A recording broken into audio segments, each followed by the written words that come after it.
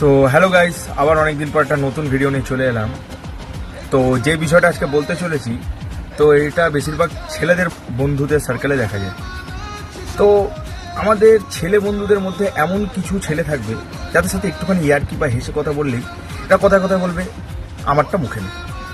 তো তাদেরকে একটাই কথা বলবো, ওই জিনিসটার ওপর শুধুমাত্র তোদের বউয়ের বা তোদের গার্লফ্রেন্ডের অধিকার আছে, মানে ফিউচার ওয়াইফ বা তোর ফিউচার গার্লফ্রেন্ডের বা যে গার্লফ্রেন্ড তোর হয়তো আছে এখন, তার অধিকার আছে।